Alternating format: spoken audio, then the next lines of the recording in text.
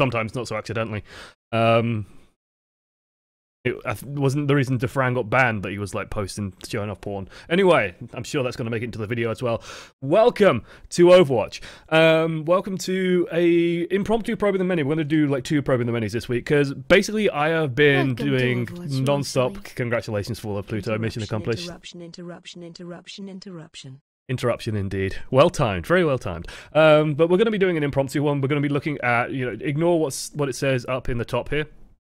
Where it says Germany versus Israel. That's not true. This is going to be Israel versus the UK. Literally just finished like before I went live. The reason why we're going to talk about this one, I think it's actually a very good introduction in the idea of ultimate economy. There we go. Ultimate economy in the pro level game. Part of the reason why the UK is doing so well is because we're managing ultimate economy infinitely better than, well, not infinitely better, but much, much better than enemy teams are. So it's just a very, very important concept to understand. And like all pro level play revolves around ultimate economy. Like, it is the single most important concept to understand when watching pro Overwatch. If someone loses a team fight but goes ahead in ultimate economy, they're going to just win the next team fight, which means they're more likely to win the map. And what you'll notice the UK do, and we'll point this out over and over again, let me actually tweet out that I'm doing this as well because I think this will be a lot of fun. What you'll notice the UK doing, and we'll point it out, is that they are going to be staying ahead on ultimate economy. If they lose a fight, they try and make sure that they're losing a fight with more ultimates than the enemy has. And that's absolutely critical.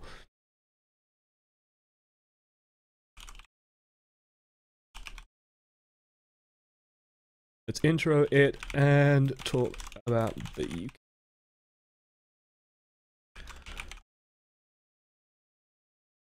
Right, there we go, tweet out. Apologies. Okay, so we're going to start out on Numbani. They've even announced it on the desk that, the UK's pick strategy is going to be, we're starting on Numbani. We're the highest seed, we practice a lot of Numbani, so we're going to be starting off here. Numbani's kind of an interesting map. Numbani's like a very economy-driven map, which is part of why we're so strong at it. And honestly, first point holding on Numbani is actually very, very difficult.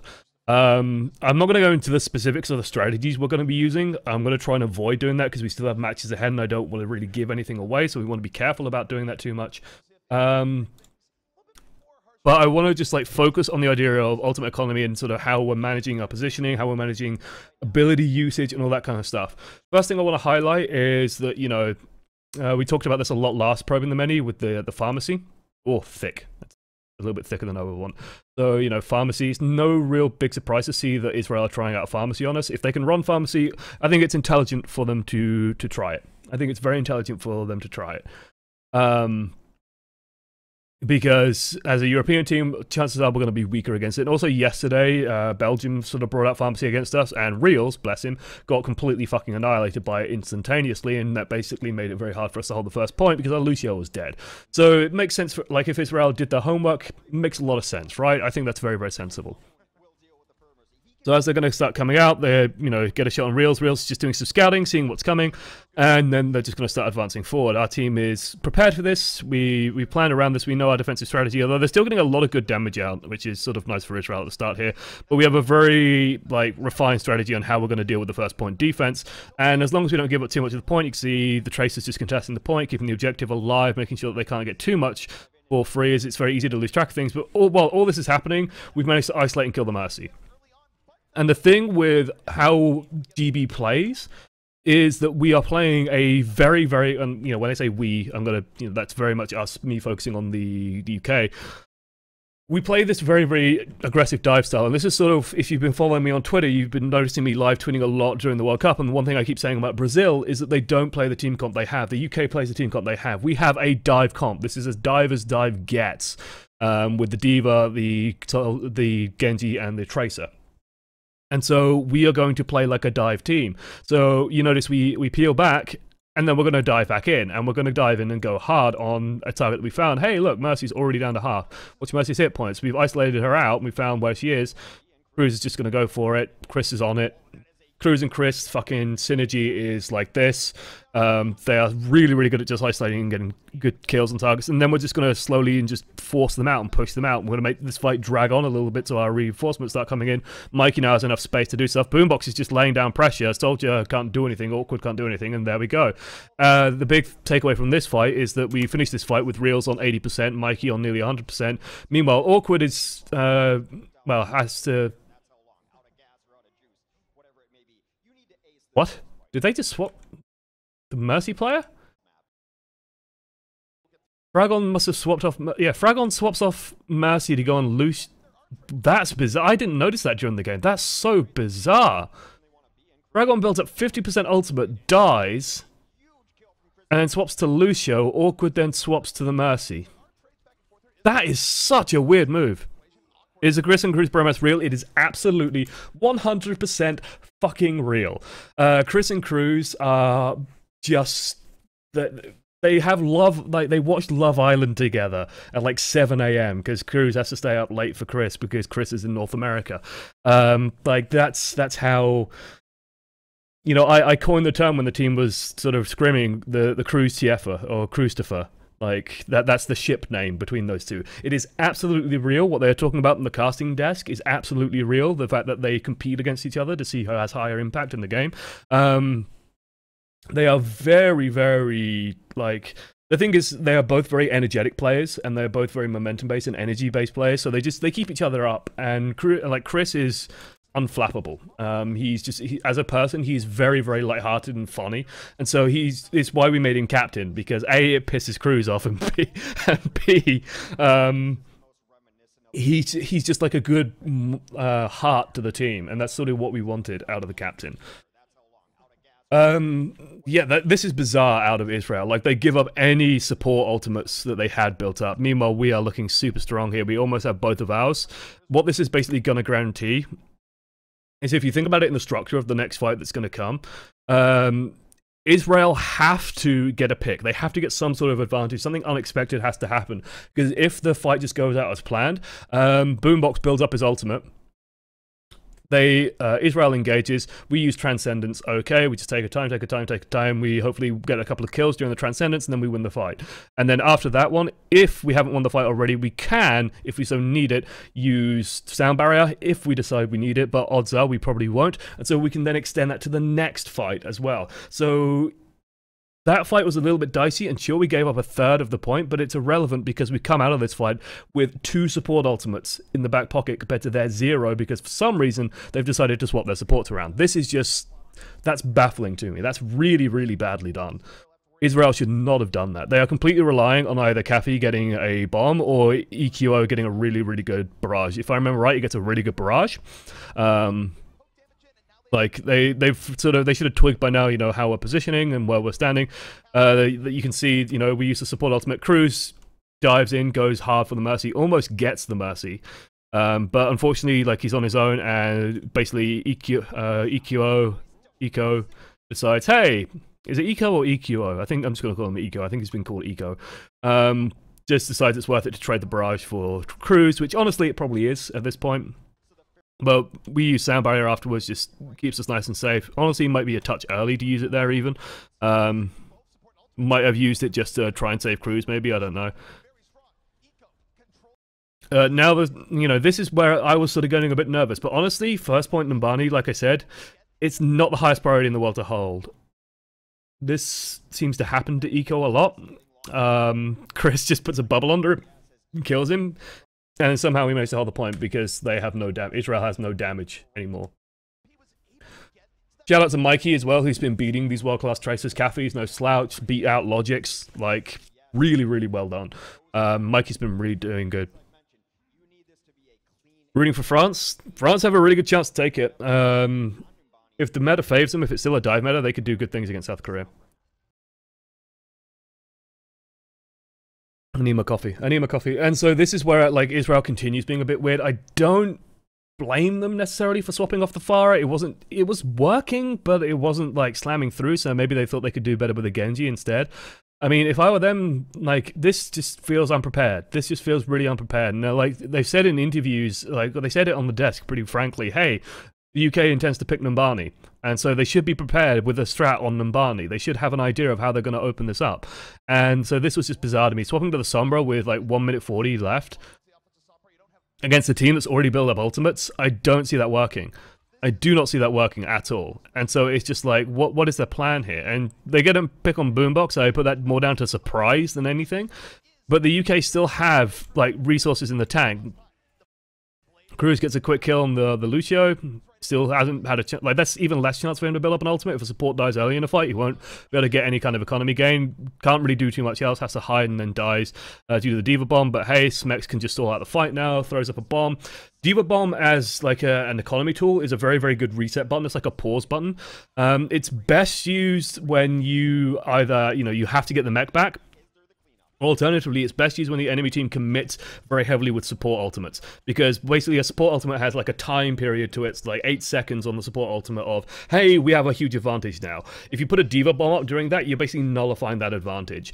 But he just uses it to stall it here because he knows that our reinforcements are coming in. Boombox should be back soon. And if Boombox is coming in from the side of a fight, like, Israel are going to learn this in a very painful way. If you kill Boombox early, and Boombox has time to get back to the fight, he's going to start killing people. But this is also Mikey just being a fucking legend. Just does a very good job combining with Cruz, just finding the damage. This is also like a mixture of another big thing that we were working on a lot during scrims, was just making sure our target coordination was as crisp as it could possibly be. Just trying to make sure that the players were all working with each other, they were following the calls, making sure that the DPS targets are getting focused down. What's a good way to attack a Numbani? Not swapping heroes every single time you attack. Yeah. I don't understand why Israel just swapped every single time. This was where Israel felt very unprepared. Maybe they didn't practice Numbani, maybe they didn't think anyone will pick it, maybe they practiced King's Row instead, but it felt super, super sloppy from them. So usually I would say, like, our first point holds are definitely not the strongest part of our Numbani. We're okay at it, but it's definitely not, the powerhouse of our play.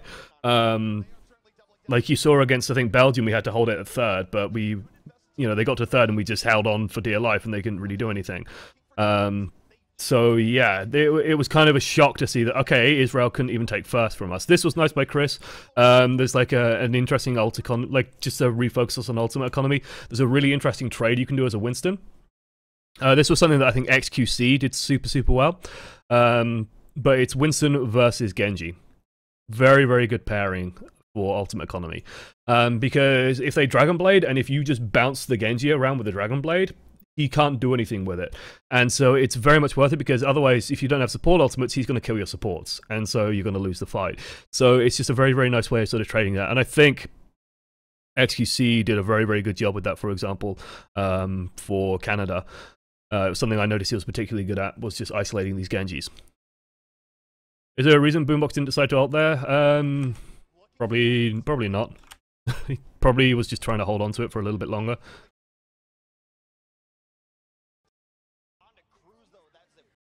Keep an eye on Boombox's health. I think it's just a really good dive by... It's just a really good dive by their team. He just got deleted. That's honestly more of a failure on Smex than Boombox. Like... It's the job of the Diva to protect Boombox, and so they initiate, and you notice that Smex is instead driving the Winston back. He shouldn't be doing that. This is a Diva that's out of position. What that means, like, Boombox is probably expecting a defense matrix any second now, and instead the defense matrix sort of never comes, and so it doesn't really work out for him. Actually, no, I guess part of it could also be that Reels was maybe calling that he's got a sound barrier first. No, he's not even starting the sound barrier. He realizes Boombox is dead, puts down the sound barrier instantly, because he knows that he has to keep the fight alive. We use, just general rule of thumb, it's a good idea to use Transcendence first, because it just comes out faster. And then he ends up on Chris, and Chris just batters him away, and then just goes and causes problems, while Smex is just killing everything, apparently. Because this is, like, the problem with fighting Team UK. We have talents in every single position. Like, all of our players are really fucking good. Smex is probably an unknown to you guys. It was an unknown to me. I'm not going to lie. It was an unknown to me when I was first sort of getting involved with Team UK and we started talking about players. And Smex's name came up, but it's like, well, who is this guy? And I saw he was very angry on Twitter about sort of me, Sty, and Ryan getting involved. Now he's definitely sort of started to mellow out a little bit. Who wanted it more to be sort of, you know, about the pros and stuff like that, and, you know, why aren't the pros involved? Because they wouldn't have heard of a player like Smex. But when we talk to a bunch of people, they're beautiful patriot, good man. Smex sort of bubbled up as like, oh yeah, he's a really good Zarya, really good Roadhog, just top tier player, and it turns out that yeah, he is. His Soldier 76 is fucking impeccable as well, I will say. His Soldier is really fucking good. He needs sort of refining, and I think a lot of the sort of the lesser talents, the unknown talents on Team UK just needed that refining. Mikey especially sort of springs to mind, and this is the advantage of having the setup that we have. Look at these beautiful fucking lads. Oh, Cruz with his broken glasses as well. Beautiful lads. Part of why me and Ryan sort of declined being on the committee, so it was offered to us because we moved Cruz off the committee. It then fell to me, I declined, it fell to Ryan, Ryan declined, and then we made sure Hayes ended up on the committee. Hayes is coach for E United, and just the refining and just the cleaning up of the play on these players has just made them so much better.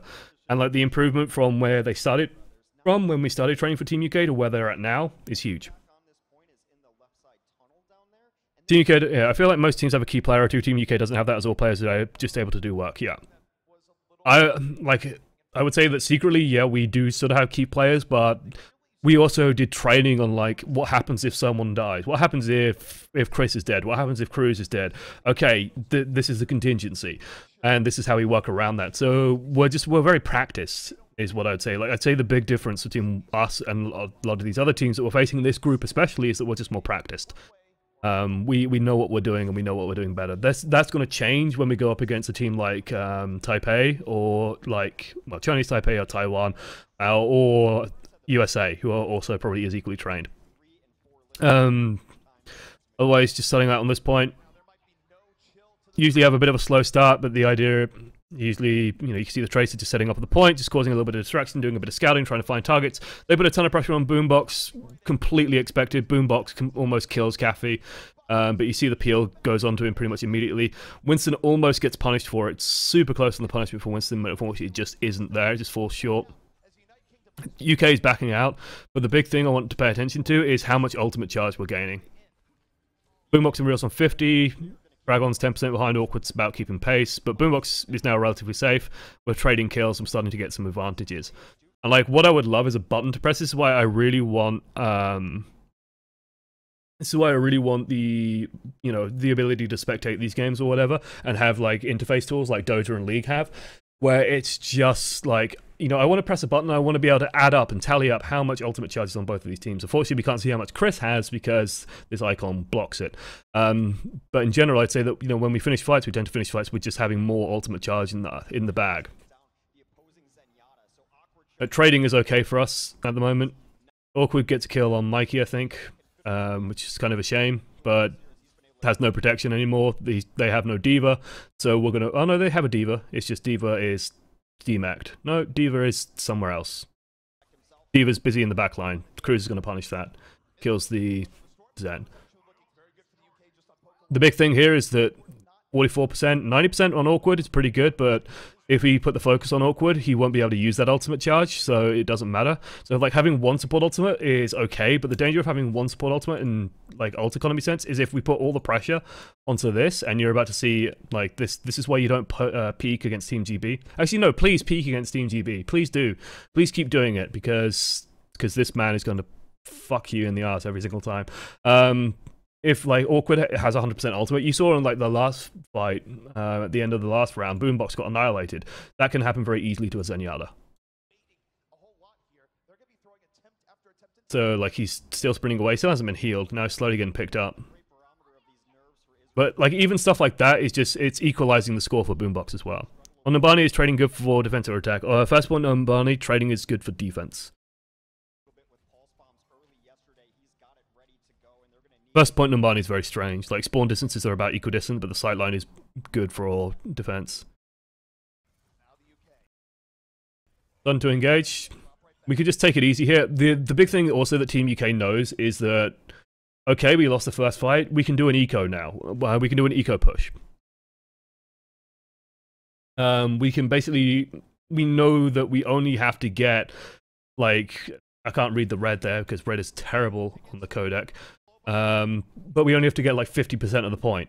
So if they use ultimates and we force them into using ultimates against us and we build up all our ultimates, then we could just win a single fight and we win. There's no pressure on us, and this is sort of the advantage of defending first, is that we know what we have to do. And so Chris just backs away, Smex just backs away. I think Smex even commits suicide here, yeah. If you see the D.Va die first and then the mech, that's a sign that they suicided. Or they fell off. But they're just going to regroup by the time. And we're playing eco pushes. Because we know that if we can get support ultimates out of them, and then we push in with 2 of support ultimates of our own, we win. And so, it's just playing clever. It's sort of keeping our cool and knowing, hey, we can do that. This is Boombox going to go perhaps a little bit greedy, and also this is Boombox going in without Smex, so Smex just wasn't there, and so Boombox could just die to the Tracer and the Winston. And so that was kind of a shame. Like, that was a little bit jumping the gun, but we did get awkward, you notice? Like, mission fucking accomplished, boys. We don't have to do more than that. We just put enough pressure on their Zen. So the dive scats him out, he gets chunked. Trances to stay alive. Job done. We don't have to do anything else in this fight. Because we know we have 2 minutes still. We have 2 minutes, we have 2 support ultimates, they have 0, we have 6 ultimates. We're fine. Unrelated question, but is it worth it to use Earth Shadow to make sure D.Va doesn't eat Grav? I would say no. My only issue there is you're using like 2 big, very powerful ultimates. Just like, if you are going to win off the back of it, then yes, but otherwise I'd be careful about using both of those. Just try and demake the D.Va. So ZP has noted it, which is goodbye ZP. Hey, yeah, we've managed to force everything out. Fraggy uses the ult here because he gets discorded. So this is why having like a UI thing would be nice. So he gets hit by Zen there, he gets discorded.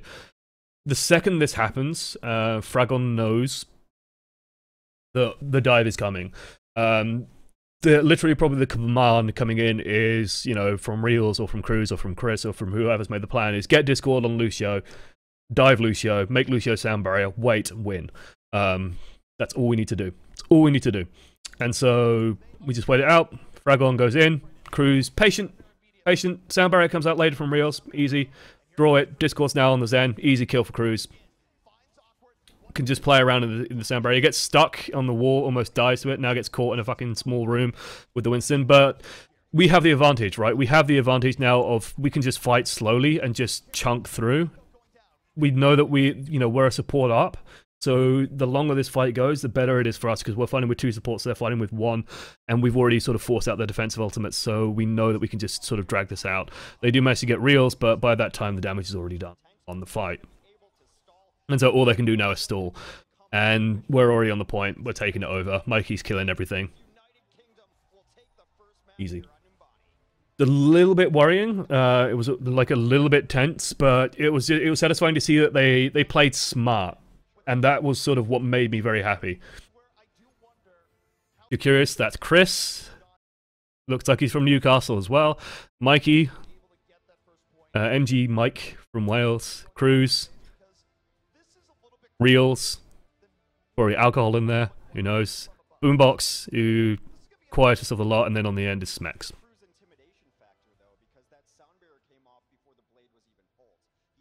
Boombox is the quietest member of the team. Actually, no, Mikey's the quietest member of the team, but Boombox is close second. It's actually a very peculiar thing I've learned about Traces, that there's a lot of high-level Traces that are very quiet. And there's Israel. Who cares about Israel? I'm sure someone does. And they're all now talking, oh, Cruz is so good! Cruz is amazing! Cruz is wonderful! Isn't Cruz great? And then they took us to Lijiang. I'm not going to say which is our weakest King of the Hill map. What I will say is that we are pretty good at all of them.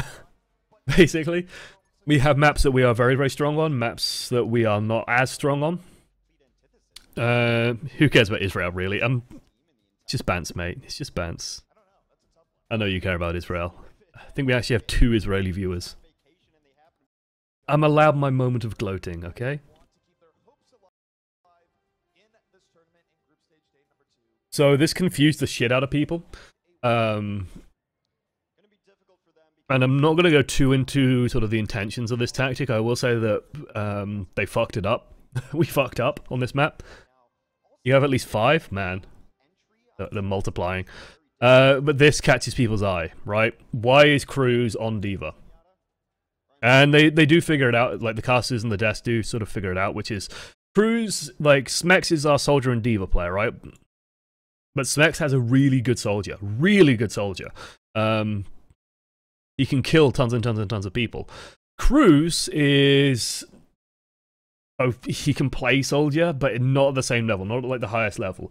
He can play an okay D.Va. He sometimes has to do it for Reunited, which I think Reinforce also points out. Sometimes Cruz has to pick up the mantle and pick up the D.Va. So it's not something he's unfamiliar with.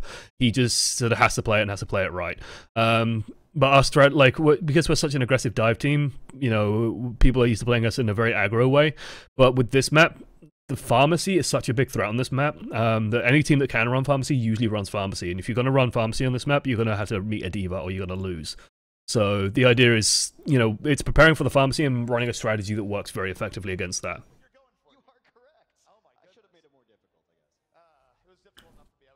Boombox's soldier is better than Smex's soldier. I'll have to tell Boombox and Smex that you said that someone said that.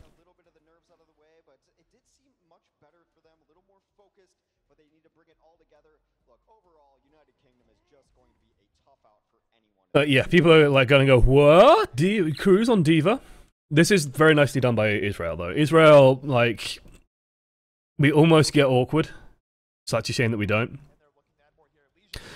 They get a good dive. Israel get a very, very good dive, and they focus Smex, which I think is sort of the weird part that throws a couple of people off.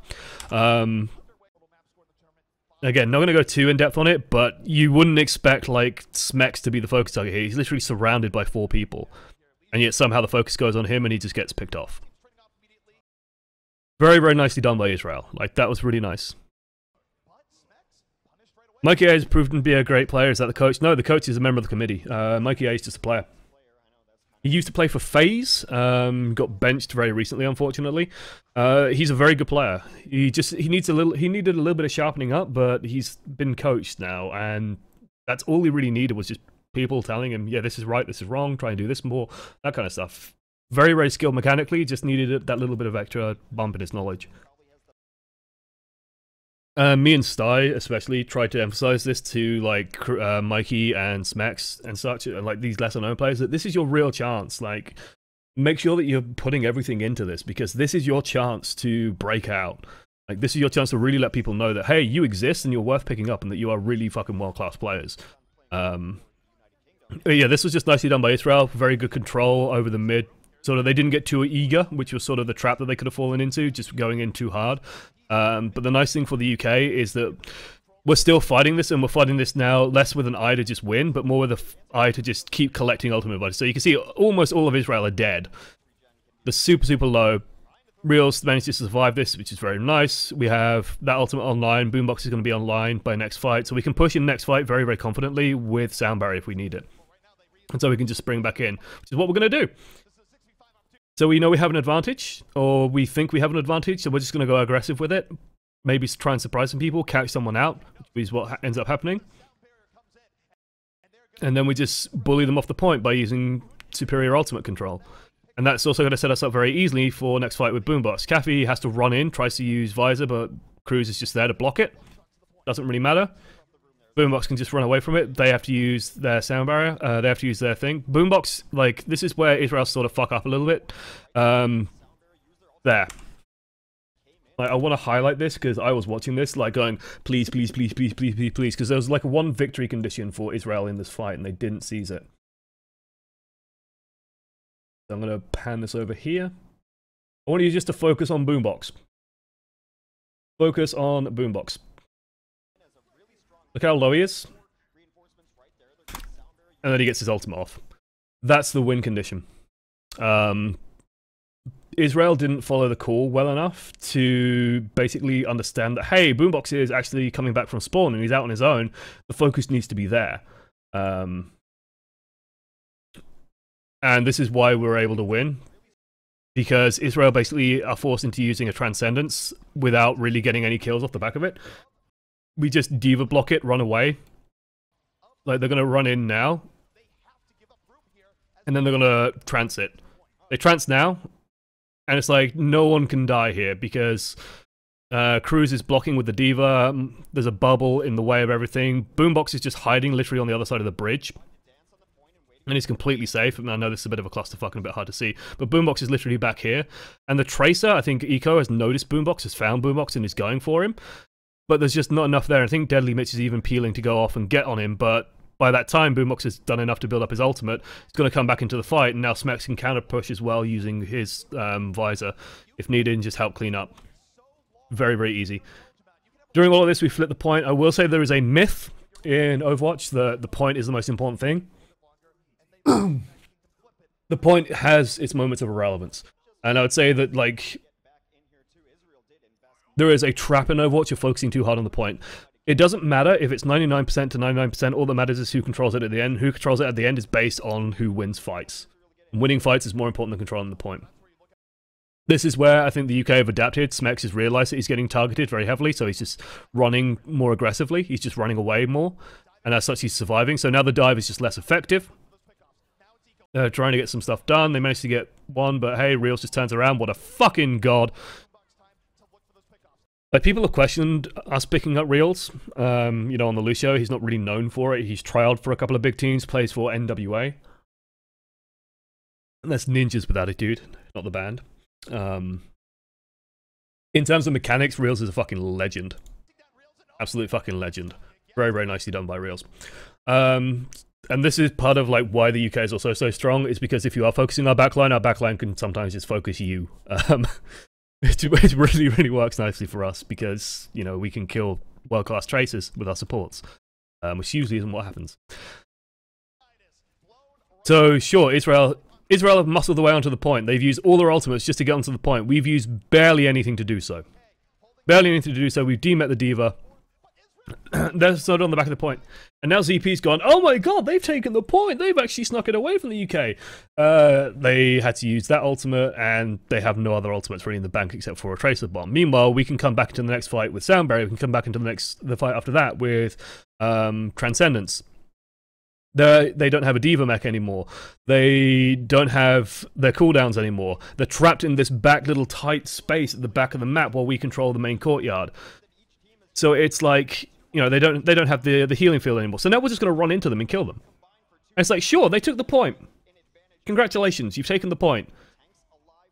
Now we've taken it right back. And we took it back without having to use our resources. Because we forced them to use theirs, and then we just waited for a beat, and then we went in and we just cleaned them out. We just made them use their cooldowns, and then just went in for the kill.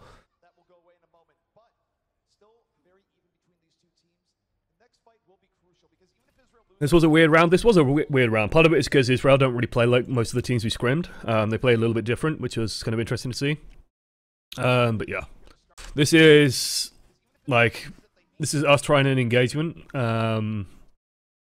So Cruz sends the D.Va Bomb in, Chris jumps in, and we try and get something with the D.Va Bomb, but the D.Va Bomb just isn't positioned correctly. And as such, I think Chris gets punished. Yeah, they just punish Chris, which is correct play from Israel. Israel now know they can spring out. Mikey beats out EQO though. We can start using our ultimate advantage here. Like, we're just matching ult for ult as they push back out. Again, Caf not doing anything with this ultimate. Does manage to get Mikey, but killing Trace isn't that huge a deal.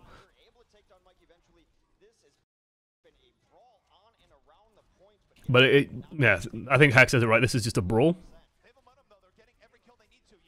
But we can just keep the point ticking up now. And that's sort of our goal. Make them use stuff. So, hey, we got the Winston ultimate. That's actually really big. Really, really nice for us. We got the Winston ultimate out of them. We got both their support ultimates. We forced the D.Va to reset. So now there's a moment of vulnerability because D.Va's had to reset and our respawns are coming back online. Our D.Va's still dead, unfortunately. But we can maybe get something done with this sort of moment. On coaching the menu said not to use D.Va ult to start an engagement. How come the UK did? So the UK using it like so that engagement didn't just come out of fucking nowhere. Basically, during the downtime between the previous fight and this one, I've got to be careful about how far back I jump on this. So is this for the UK taking the point, or is this when Chris is dead? This is when Chris is dead. We're going to go even further back, further back, further back, further back. Or did I go too far back? I think I went too far back here. We've gone too far. Why using the Twitch VOD is difficult? Right, this is the moment I want. So right now, what the UK are doing is making a plan. They've just won the fight, and now they're going, okay, what do the enemy team have? I don't think they have support ultimates. Okay, what we're going to do is we're going to send, like, Cruz is going, I've almost got ult, so what we're going to do is we're going to use Diva Bomb and engage. Which is why you see Chris jump in, and you see the Diva Bomb go in. The idea is to force them into a location where the dive can touch them. The problem is, maybe Mikey wasn't in position to get anything done. The follow-up was kind of lackluster, and the bomb wasn't in the right place. Like, the bomb stops short. It really needs to sort of land in this doorway. To really have an effect, and then the follow-up has to be sort of ironclad. We have to get a kill off the back of this, basically. And we don't, and it's sloppy. And this is why I say in ranked, if you're going to use Diva Bomb to engage, like, imagine if we had a Diva Bomb now, and we just parked it in the middle. This ultimate would mean nothing, and that's way easier to do. Like, a counter-engage or a counter-initiation Diva Bomb is much easier to do than an engagement Diva Bomb.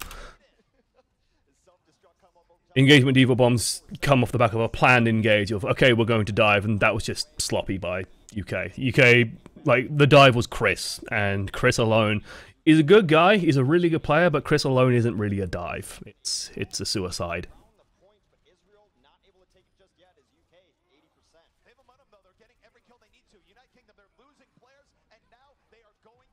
Getting the Winston ult is big, because it means, if the Winston tries to engage or tries to do anything, we can punish him for it. So when Winston has his ultimate, if he like jumps forward, and Winston can now can play aggressively when he has his ultimate. When he doesn't, he's actually very easy to blow up, especially if you're running a comp like we have with Soldier Tracer. That's just a lot of damage, and the Diva as well. You get a Discord orb on the Winston, he's just going to die.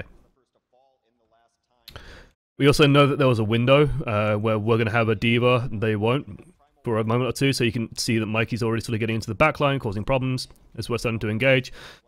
You know, so we swatted out, hey, the Winston's weak, so he has to run away now. Unfortunately, Diva goes down to the bomb, but Chris, causing problems in the backline, he has ult, he can just knock people for fucking 6, he can just bounce around all over the place. Chris is very good at getting kills with his Winston ults as well. He just does a lot of damage with them, he just jumps around on people and just gets the constant damage out. And that's pretty much why big part of why we won that fight, and it's also that they're getting flung around so much that Smex, I think, is just standing back, shooting people. Like, I think Smex is just stood somewhere. Should be stood somewhere relatively decent, just shooting people.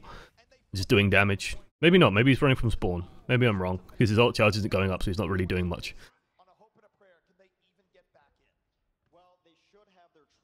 So in a sentence, they had a plan. Every single engagement, UK should have a plan. It's one of the big things we're trying to train them in doing. This is like just a stalling bomb. This is saying you can't leave spawn. I don't think it would surprise anyone when I tell people that the UK have a very aggressive playstyle. That sort of suits our playstyle. We will chase people. We will hunt people. We do not let people go. And we're good enough to do that.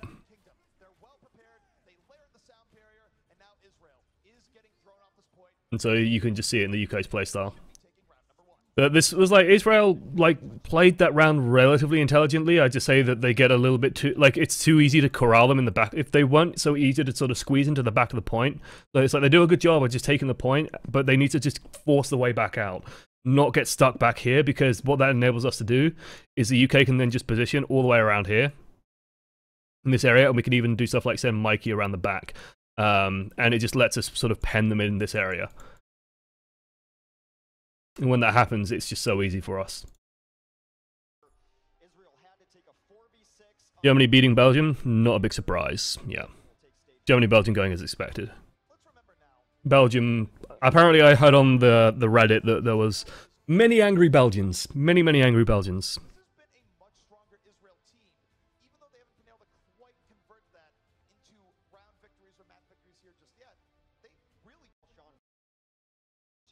So this was an interesting one. The Zarya, like I said, part of why we picked up Smex was that was back when tank meta was still sort of in vogue. And Smex has a very good Zarya by many accounts. It's just that maybe he hasn't had a huge amount of time to play it. Sort of just a bit of an underwhelming performance out of him in this round, which is a bit of a shame because I know he loves Zarya. Loves playing Zarya, so it was a bit of like, you can see that the coordination isn't quite there. Like the bubble went on Chris, but Chris didn't engage. They're just sort of waiting and poking. So it's like this bubble doesn't really do anything. It just protects him a little bit, and so he's not getting the charge up. Compared to someone who like Sinatra, I would say that Sinatra's had an easy time of it because he's playing against worse teams than Israel. But you could sort of see the difference in how they're getting charged and how they're getting this charge. UK quite nicely does just bide their time, wait for the bubbles to come back up, and then we'll engage once the bubbles are ready. So we are playing around it in that regard, but this positioning is also sort of unorthodox from Israel. This is more like positioning if you have a Sombra, because if you have a Sombra, you can go and take the health back out here, and you can play from the balcony, which is actually quite nice for them. Why are the Belgian fans angry? Because Belgium's just really underperforming. For the players that they have, they should be able to They should be able to compete against, I'd say, Germany and Israel slightly. The UK, I don't think they ever really had a chance against, but they're really lackluster, and it's no great secret that the Belgian team didn't practice as much as perhaps they should have. I think the Belgian players have just basically gone, we don't really stand a chance, so okay, we're not going to bother. And that's kind of that's a bit of a shame. Like, I will say that I think there might be also some bitterness from Belgium and the Netherlands in particular, that they weren't made into Benelux. Belgium, Netherlands, and Luxembourg, which is what they usually are. That's what they were last year. Benelux, like as a combination, as sort of an amalgamation, are really, really powerful. You know, it's like Russia is like Russia and Lithuania. It's like they had the Baltics last year, I think, which just combined a bunch of countries together that could pull like a really good talent pool together. So yeah, it's a bit of a shame for them. UK team is way stronger than last year. No shit, I'm not playing on the UK team. Makes a bit of a difference. It's actually professionals this year. This is Cruz. Cruz has one weakness. If the team is behind, if the team he's playing on is behind, like this is no secret about Cruz. This is like known from his E United play. He tries to do too much.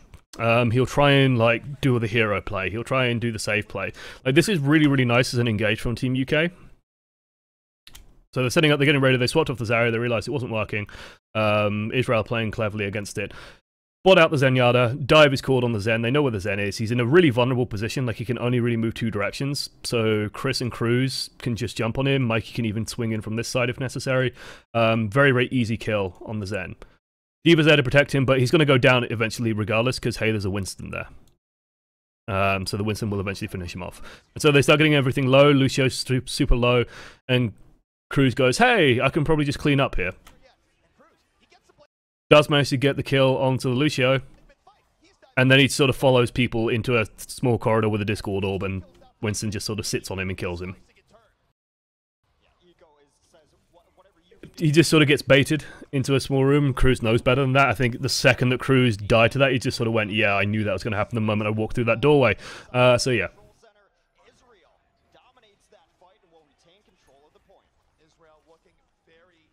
A bit of a crap attitude, even if you're on the percent to lose, more than likely practicing can only make you better. Yeah, but like, you also got to remember when practicing for the World Cup, you aren't practicing with other teams or trialing for other teams. It's a time commitment away.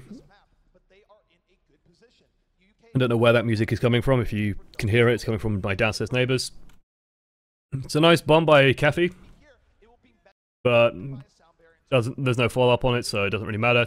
Team can be patient, just waiting, healing Chris up. But this is where Israel now have ultimate advantage. Like, Israel have all the cards. They can just sort of play their own game. You know, it's no surprise that this is the one map that we lost. We're usually okay on Control Center, which is a bit of a shame. This was really nice about Team UK. This was really, really nice about Team UK. They use Trance. We just pull back. We speed boost, we back away, get out. You know, we're fine just waiting for that. The thing that I was watching was this. Boombox gets super pressured, has to ult to survive. We have to counter-engage on this. Now Israel can use their ultimate, but now we're ahead because we can engage with this, hopefully get a kill or two off the back of this. But the problem is Cruz gets picked. That costs us in just damage output. And so, yeah. He should have just waited for the sound barrier battle. Like, Bragon was going to sound barrier pretty much immediately after the Transcendence was done, and then Reels was going to sound barrier after that, so he should have just waited. Diva bombs going off everywhere. It's the 4th of July, fireworks everywhere. And while we do pull all the ultimates out of them, it's late enough in the game where it doesn't really matter now. There's just 10% left in the clock. We are going to have to do like an emergency fight. Smex has been stalled, so he's not going to be part of the next fight for a while. Mikey, the Tracer's going to have to touch just to put things into overtime so we don't C9 it. So Mikey touches, and then he's going to have to go back in probably as well, just to keep it alive. He dies as a result because he has no recall anymore, and then we're just going to stagger onto the point and die. I think, if I remember right. Yeah, bomb gets Reels, feels bad, man. Israel's just played very well on that one. UK seem to be trying something. Maybe it's been working on scrims locally for them. Zarya on LAN is very powerful, but Israel looked prepared for that. That was just good by Israel. I think that was just like Cruz overreaching slightly.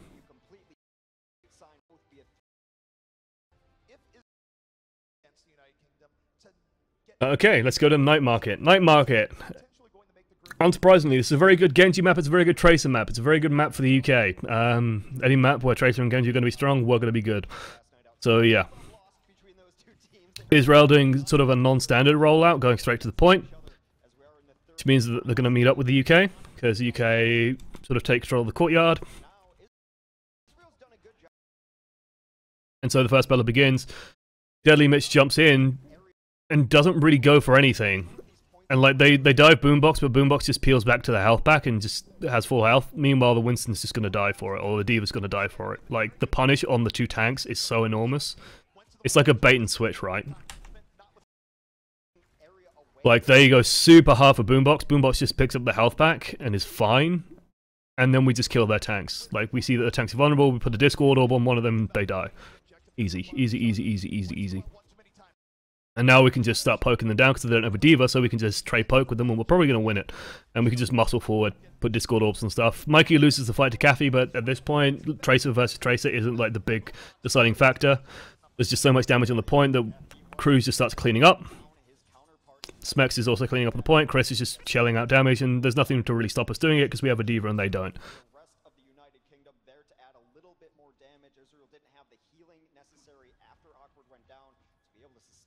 And now we are very comfortable in the next fights, because we know that we have these ultimates. Like, there's going to be a support ultimate coming online, Cruz did a shitload of damage, so we have a huge advantage there. There's nothing that really scares us here. And hey, we don't let them get out of spawn. Where even was that? Look, we find the Zen. This is what I mean by the UK will not give an inch. So Zen is here. It's very, very hard to make out. You can just see the red outline. Zen is still coming, and it's like is delayed. And meanwhile, like their Diva is over here. So all that's happening is Mikey is poking around from the side door and is seeing, hey, Zen's vulnerable, and it's cool. Hey, Cruz, Zen is on his own and getting fucked. And so Cruz just goes fucking up and over, and we'll drop him behind him, and we just isolate and kill the Zen.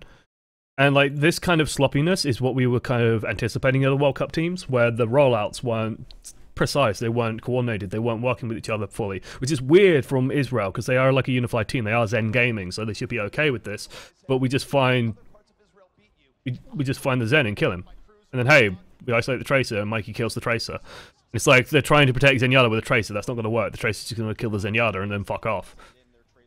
And then we just follow them all the way back to spawn, push them all the way back out. This is just cementing that ultimate advantage as well, because when supports die first in the fight, like I mentioned earlier, supports die first and early in the fight, you are just extending that ultimate lead for your supports, because they're not able to heal during the fight, so they're not gaining charge.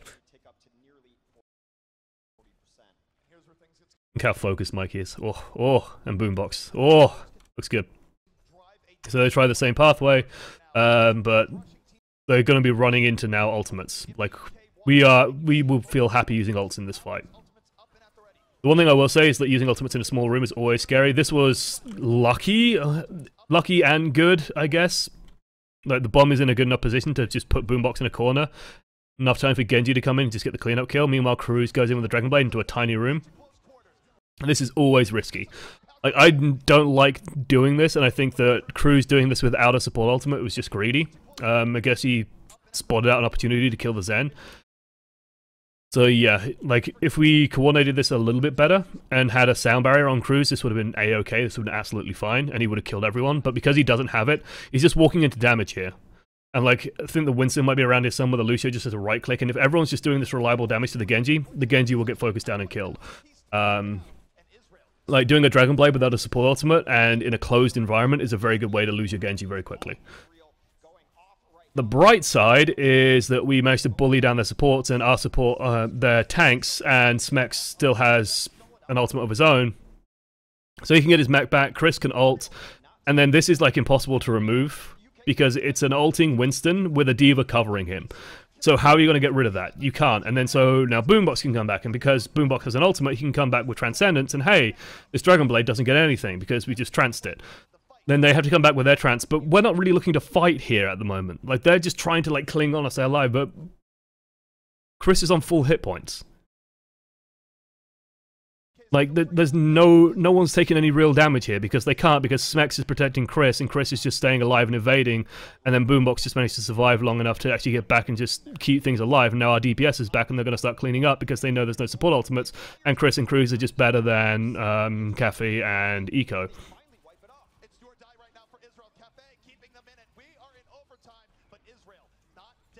Beautiful bomb by Mikey. We get it to 99%, and even now we know that we could probably just like let this go, but we're just going to keep it contested, and then just try and build up as much ult as we can for the next fight, because we know we're going to go into the next fight with a D.Va bomb, we're going into the next fight with Sound Barrier. They might not have anything. I'm guessing we expect them to have Sound Barrier of their own, but as long as we can dive their supports properly, we can probably force that out and then just win off the back of getting support ultimates of their own. We can play this slowly, intelligently, cleverly. And so the idea is just to sort of pull their team around, slow the game down, make sure that our support ultimates are online when we're going to engage. You can see that we're already contesting the point as well. We almost bully out Cafe, which will be huge. They're going to bomb out on our tanks, we just heal it up. We're okay, we can take our time with it. Cruz and Mikey are just a-okay in here, they pull away. Like, they get a bomb and they pull away from the two tanks that are super low to chase Genji and Tracer. Cruz just fucking runs away, Mikey's just being an annoyance in the back. Gets a little bit greedy here, I think, and does get killed. It's just very nicely played by Awkward. But by then, the damage is already done. The engagement has begun on the front line. So, like, 3 people peeled away to chase Mikey, and the engagement's already begun on the front line. A D.Va bomb goes in on the front. Doesn't get anyone, unfortunately, but now... like, they've already lost their main tank, and they haven't used any ultimates, and then they panic. And this is sort of... this is also the kind of thing that we're counting on, which is teams just making fuck-ups. So this is like huge because like both teams have 2 support ultimates here. Guess which team wins? One team uses Transcendence, one team uses Transcendence and Sound Barrier at the same time, and then the other team uses Sound Barrier. Guess who wins? It's the team that uses Sound Barrier last, because just sloppy from Israel. Like, this is good coordination from Boombox and Reels, just setting up an order between each other, just saying Boombox saying, or Boombox or Reels saying to Boombox, hey, you trans first, and then I'll Sound Barrier. Israel not doing that. Easy. Ultimate control, discipline, plans, coordination. It's the big reason why we've been winning these games. Like, we are mechanically probably better than these teams as well, but we are just more planned as well. And it's why I'd say, like, and then Boombox just out of nowhere. This is beautiful. So little do Israel know, they activated our trap card. They made the fatal fucking mistake, ladies and gentlemen. They made the fatal error of killing Boombox. And Boombox went, ha! Forgive me, master. This one time, I'm going to have to go all out. And then he tipped his fedora and went milady to the woman behind him. And then he charged in on Soldier 76 and just fucking went bam on the enemy team. It's an intelligence swap. Get back to the point faster.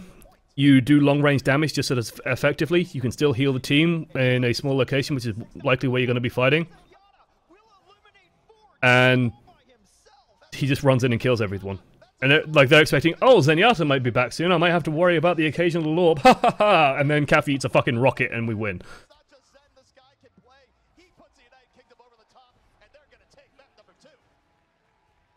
And this is not unknown about Boombox. This is not an unknown thing. Hey, fans! Big Chris giving everyone a hug. Oh. Boombox getting a handshake. I'm surprised that everyone didn't just, like, it's play of the game. They're all watching the play of the game Boombox. I'm amazed that more people went hugging Boombox. You can see Boombox is such a quiet lad. He's a very quiet lad. Let me go to the desk. That was very nice by Boom. I think we would have won even if he came back on Zenyatta. Like, it wasn't a gimmick. Israel definitely did well on that map, but the wheels are going to start falling off. Cafe. Golden Boy. Crusher 99. Volskaya Industries. You should have seen me smile. Like, both of our control 2CP maps are really good.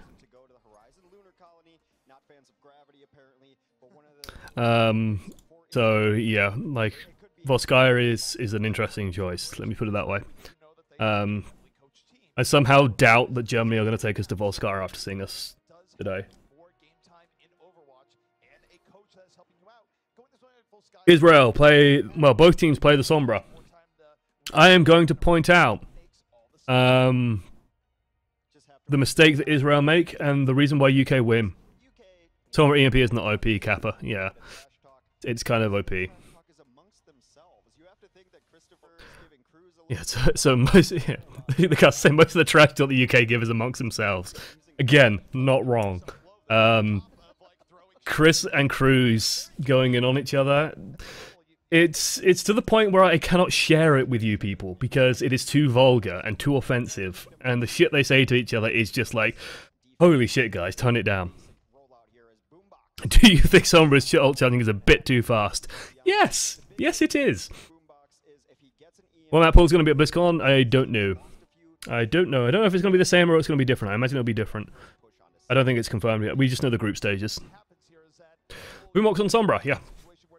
Who better to play Sombra than Boombox? How many times has Boombox been shat on by Sombras from a great height? Well, here's the man that knows how to piss off a Zenyatta. So yeah, the UK gonna play it steady.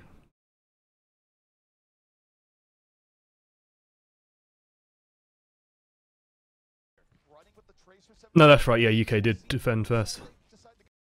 So Israel gonna go in, and this is not uncommon on trying to beat this strategy. So basically, they get behind, and then they're gonna try and take control of the room. The weird thing is that, like, the big thing to keep an eye on here is Boombox's ult charge and how much damage they're trading on the way in. So Boombox takes a big chunk of damage, gets out. Chris starts taking a big chunk of damage, survives, gets healed up. Boombox picks up some ult charge, and then they're going to take control of here and they're going to try and muscle through. So the idea here is you push in, and basically the team is reliant on the health pack down here. So if you're on top of the health pack, the enemy team can't use it. So that's the idea. Let's see how this works in theory. Or in practice, rather. They get a Discord on Cruz, they try and focus him down, but he goes and picks up a health back. Boombox on 60%. Do a shit ton of damage to Smex, but Smex is keeping Defense Matrix up. Notice the UK isn't retreating. These colours don't run. Boombox gets an ult, everyone's in a small room. And then it's just easy. Get a kill on Zen, get a reset, dash back through, get even more damage out, kill. They put a ton of damage on Chris, which honestly is not necessarily a good thing. Chris gonna give Boombox like 50% ultimate charge here. There we go. Like that's literally just off the back of Chris. Like look, 14%. This is gonna go to 50, so that's 40% ultimate charge in 2 health packs. Already halfway there. Just because they did so much damage to Chris and didn't get the kill. Why do you not contest the stairs? What do you mean contest the stairs? They did contest the stairs. Cruz poked up the stairs. Smex just kept his face in front of the stairs. You don't push up the stairs, you just stand on the health pack and keep fighting. Boombox just gonna go and be annoying. And this is sort of the power of this sort of being annoying. all Boombox is trying to do is set up for EMP, but he's also looking for the Zenyatta. And the thing is, it's not just Boombox looking for the Zen. Mikey and Cruz are also going to be looking for the Zen. So Boombox is calling out perhaps when Zen is engaging, and so it's just very, very easy for them to get the damage onto the Zen. Boombox gets him down to about half. D.Va's not paying attention, not blocking. Sniped. Push is done. They can't go in. And then... Like and the thing is, Mikey, you saw Mikey just flash out there and have a look, and he's seen that they're retreating. So now the team knows that, hey, they're poking back. We know that Boombox almost has an ult on defense, and so hey, it's fine. And like he's just finishing off his ultimate charge, and now they know that they're going to have it, guaranteed. And the UK are just like thinking, okay, when they push in, we're just going to go in, we're going to kill everything probably with Dragon Blade. So it ends up what's happening. Cruz charge into a small room with the Dragon Blade without a support ultimate. This is really nice by Awkward. Really nice by Awkward. Like, that was really fucking good by him. Like, that must have been really, really nicely done by him. Really nicely done by him. They're still kind of trapped in here, all on super low hit points, unable to use abilities, so Chris just sort of lands inside and kills someone. Smex can just fold in from the opposite side and just crush down, and then it's just they start cleaning up. They go a little bit ham here. This is honestly where I sort of went a bit like this sound barrier is kind of unnecessary.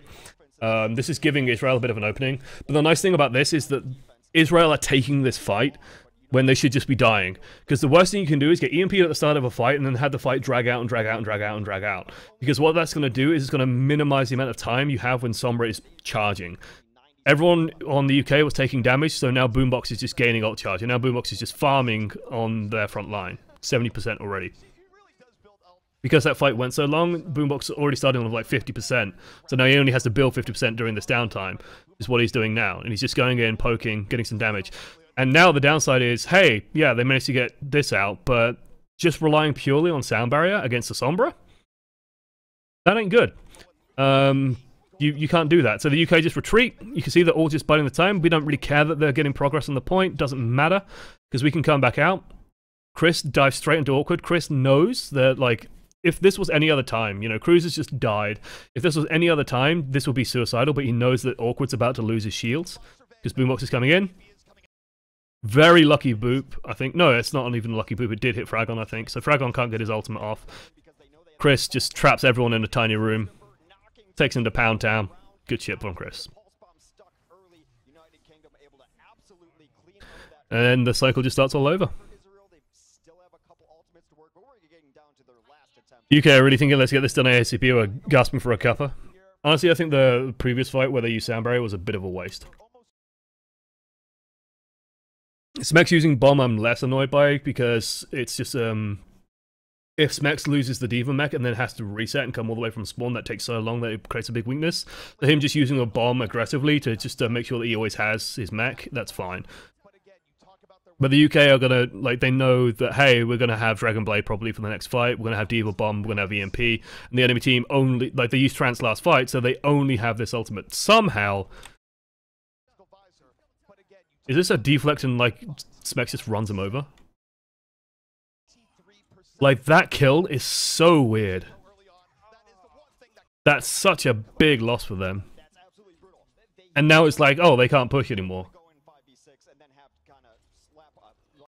That's just sloppy. I don't understand how this is happening to them.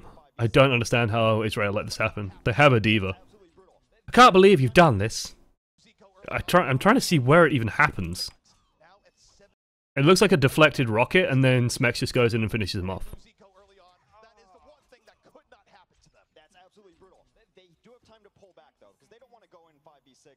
Germany makes it a 4-0. Okay. We just have to 4-0 Germany. No fucking problem. I think we actually just have to go positive with Germany. No, it's even if we, I think, draw or go positive with Germany, we win. If we go -1 to Germany, then it's a tie. Yeah, like ZP is setting this up perfectly in his casting, just saying that, hey, like, Boombox now just has to get a good EMP. Like, it doesn't even have to be perfect, and honestly, like, Boombox is super conservative. He's actually looking through this window here. He's sat in the office just looking at the enemy team march in. He could probably just EMP them as they come in through this window. You could just sit up here and EMP, or you can just sit like wherever and just let them come in. But he's just going to let them come all the way in. Come into my bala, said the spider to the fly. And he's just waiting and waiting. Like, this is good discipline. Making sure that they're going to get maximum value. And even before the EMP gets used, we get the DMAC on the D.Va.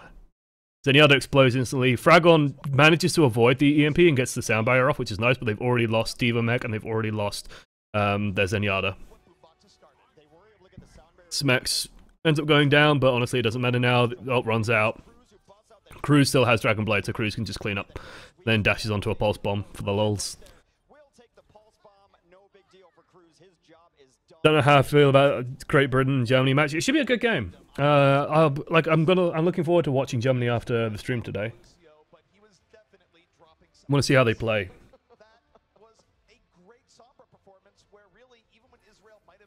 The thing with Germany is they have Fischer. Fischer likes charging on Reinhardt.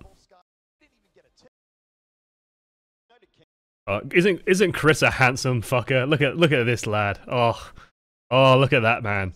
Look at that stallion of a man. We're all ugly fucks here in the UK.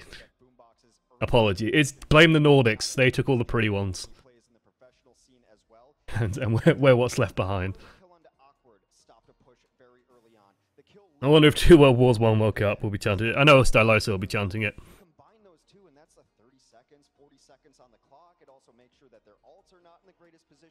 Okay, let's see. So, our attack on Volskaya is pretty fucking good. I think as a team we understand Volskaya very nicely, which helps. So we saw what Israel did, right? And to me, taking first point Volskaya is all about the first push. Everything comes down to the first push. If you get the first push right, then Volskaya can be easy. If you get it wrong, then you're fucked up and you're gonna die. What the Nordics left behind combined with what the French didn't want. Yeah, that sounds about us.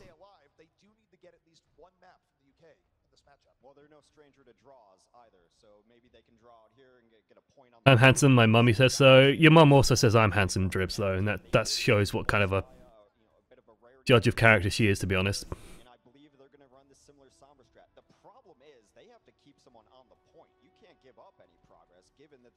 So the casters are talking about, hey, yeah, they have to keep someone on the point. I have to make sure, like, the UK honestly could probably just play it by just jumping on the point and trying to just contain Israel and just brute forcing the point cap. But what I like from the UK here is the amount of discipline. Watch how much we shoot. Like, watch how much damage we're dealing on the way through here. There's a couple of orbs going through. Honestly, even those I don't think should be going through, but Boombox just likes firing at stuff, I guess. But it's very patient. And the difference between us and Israel is that Israel sort of stood up here. You're going to notice that Smex and Chris just push and push, and even Reels just pushes and pushes and pushes. And we're standing on the fucking health pack. Which means that if they're low, they have to run into Winston damage, D.Va damage, Lucio damage, Mikey coming in from behind as well. Which means that by the time that Eco has built up an ultimate, they've lost their tanks. And we've taken complete control of this area. And for some reason, the D.Va even comes in for a little bit of extra. But it means that we have complete control of this room by the time they do actually use that EMP.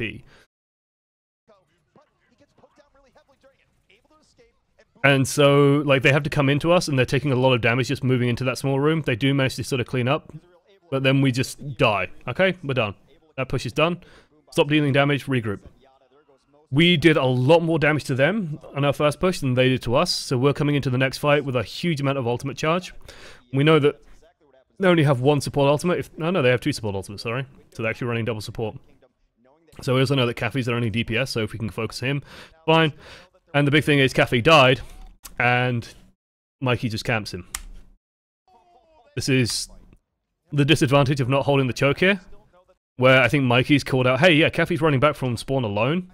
Discord him, focus him, kill him. How did Israel do any damage in the next fight?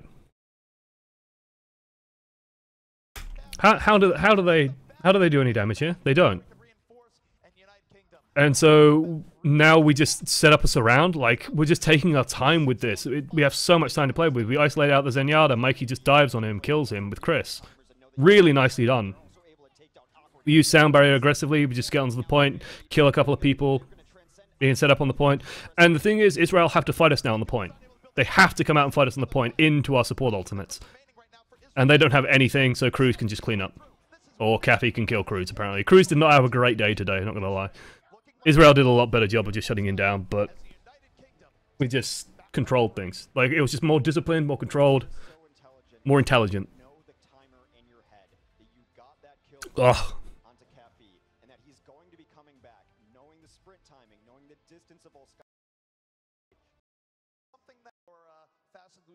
Player of the game goes to Cruz, I think? Yeah. A bit of a shame that we don't get to see it.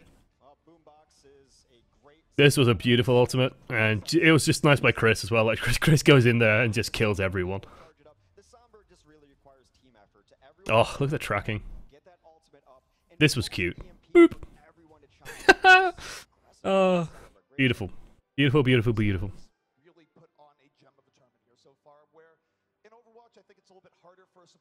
I wish they showed the play of the game if it's really nice. I imagine that's probably why they're not. They're just going to pick a play of their own and make sure that it's a good one that they want to show, rather than risking a play of the game that's kind of just a bit bleh. A bit bleh. We're going to our final map. They took us to Dorado. I was happy about this as well. Again, like, it's actually quite nice to know that Escort and Assault are very, very good for us. So, yeah. And I'm not going to say, like, oh, we're bad, you know, me saying, hey, yeah, we're good on Dorado is not me saying, hey, we're bad at, Welcome to Root. Overwatch, Because we held Belgium on Root really convincingly. Amazing play. The kind I'll never get to experience IRL frown. Maybe one day. Maybe if you practice super, super hard.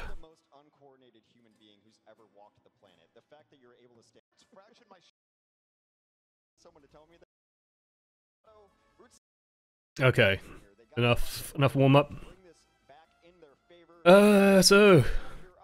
Israel starting off on the defense, UK starting on the attack. Cruz brings out the Junkrat.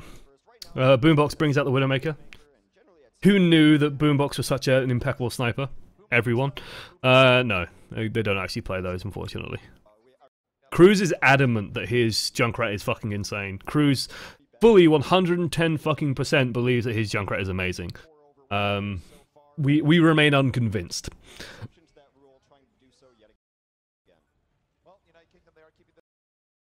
It just seemed like UK snowballed as Israel wasn't able to halt it during the first 2 points. Kind of. It's part of how the UK plays. The UK will... If you give the UK an inch, we'll take a mile, basically.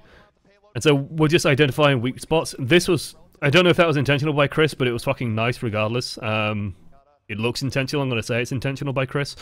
This was just nice by our team. Just good job covering the Zen. We know that defensive strats like this usually try and go super pressure on the Zen, so Smex is just full-time covering Boombox. As such, we can pick off the Tracer. And then there's like a feigned dive,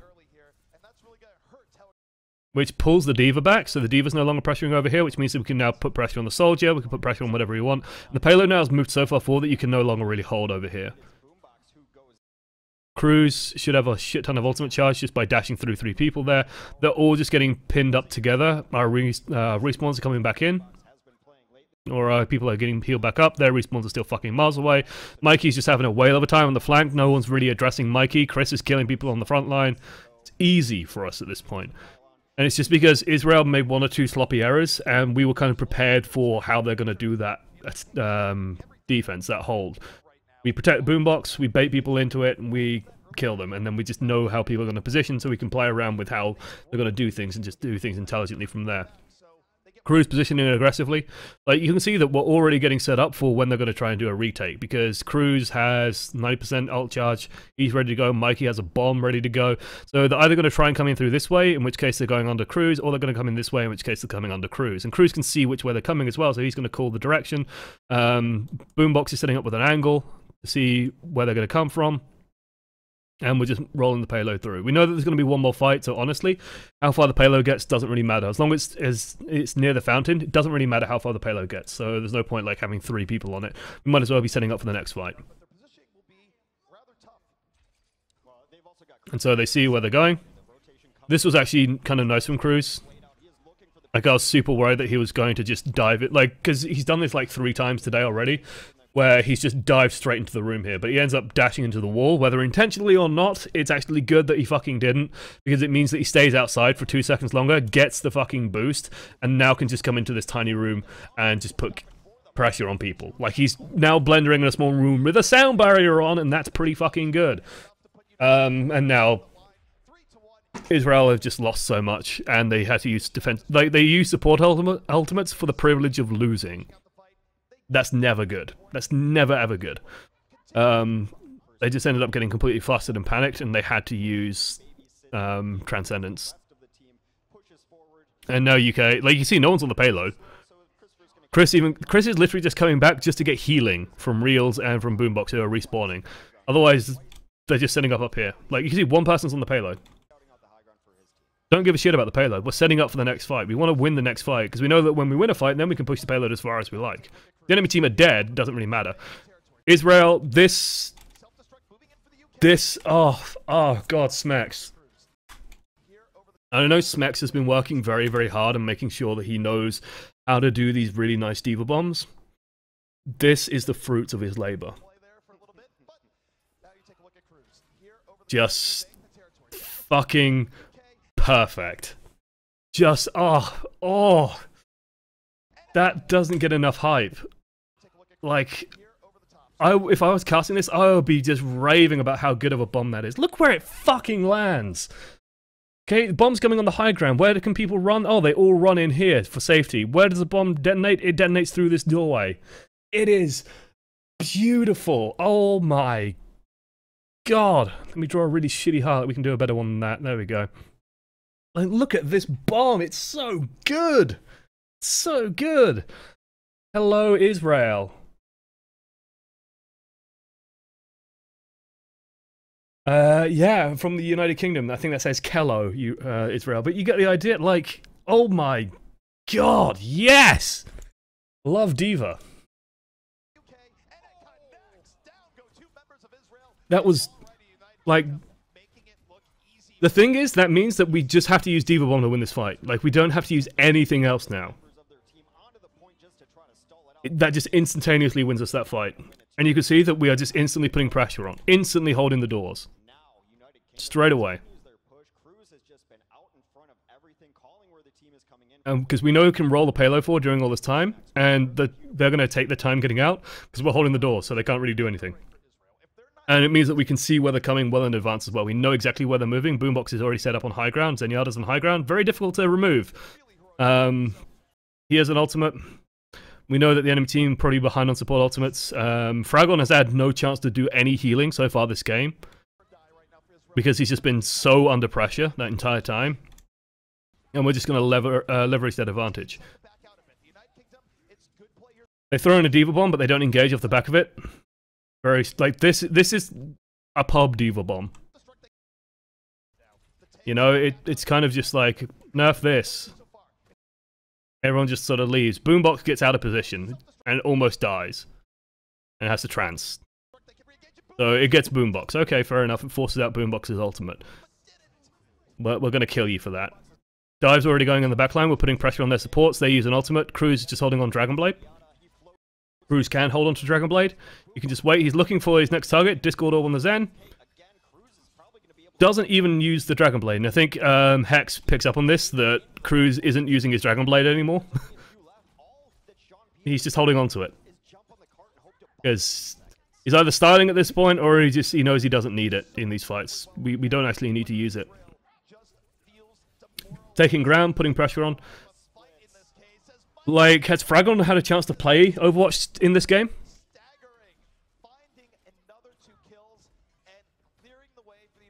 Kello Israel. Oh, coffee. Things that need nerfing this, yeah. This was very, very nice by the UK, sort of identifying that, hey, Soldier's up here, and he's all kind of on his own.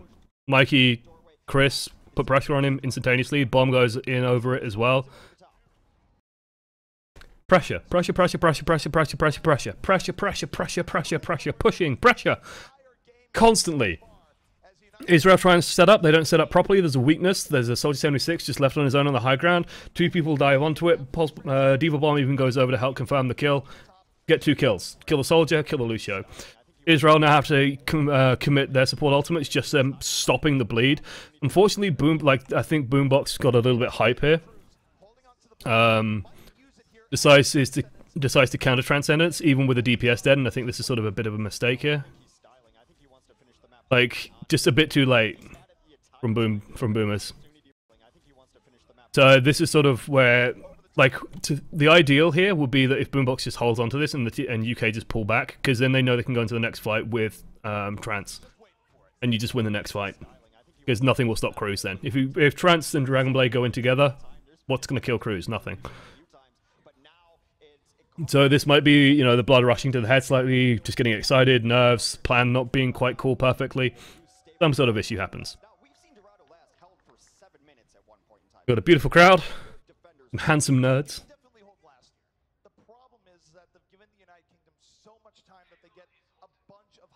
Team Liquid made it to the finals, Dota TI. Nice! Well fucking done, Team Liquid. Like, they were the last great Western hope as well. They went all the way through the losers bracket, didn't they? Or mostly through the losers bracket. When pushing, who should have gone the objective, and when in pro level games, it's usually the Lucio. Just because the Zenyatta benefits more from setting up and just being in a better position. So the Zenyatta has to be really specific with his positioning. It's too predictable and easy if he's just on the point. Then everyone else can be positioning aggressively. So that's why, you know, Wins made it kind of a meme where he was just tweeting from the payload. He was literally in a pro tournament and he like tweeted a picture of his screen, just like hello from the payload, because he was just like AFK. This was slightly sloppy but works out from the UK. Like, this is a push that I'm not too happy with. It's mostly just like, I think Mikey can just be a bit more intelligent with his positioning here. The casters sort of frame it correctly where ultimates on both sides are relatively even, because Boombox used his ult in the last fight. If he didn't, the UK would easily win this fight. Israel almost have their ultimates, but they won't quite have it by the time UK engages, so if the UK gets a good pressure on the supports, UK should be okay here. The scary thing is they have to go through this doorway, and Kathy has a bomb. So that could go very, very badly, basically. So I would have liked to see Mikey just maybe go under and then go round or something like that. Just something a bit cleverer than just pushing in with the rest of the team.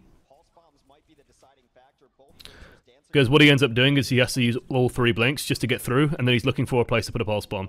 They end up just forcing their way through. Like, for some reason, the Diva pulls back and just chases Mikey. Mikey's just trying to get into a position here. As a result, Cruz gets a kill on Kaf.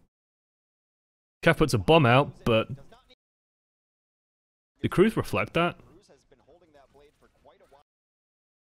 Kaf uses a bomb but doesn't get anything. It might have been eaten by the Diva, because Smex is just covering the doorway as they engage, so it's completely safe. Mikey just gets into position now. Now Mikey's in place and now he can just do anything, but honestly, fighting under, like, the UK is just fighting under Smex's defense matrix, so they're completely safe, so they know they can just take these fights steadily. And now that they know they're a man up, they're just going to start pressuring into the spawn. And they're just going to hold the door. Like, Operation Hodor begin, you know? Chris can just go in, holds the door, Smex gets him back out, healers just pick him back up. Charging our support ultimates now. By the time that, you know, Israel can even use theirs, they double layer their ultimates again. And so now Cruz just knows he can wait out these ultimates, draw Dragon Blade, and hopefully kill everyone. He is the Miracle Breaker, apparently. Easy. Easy and intelligent and clever and calm. Like, hopefully, you know, the players could be doing these calls just like fucking robots. You know, this could just be a robotic...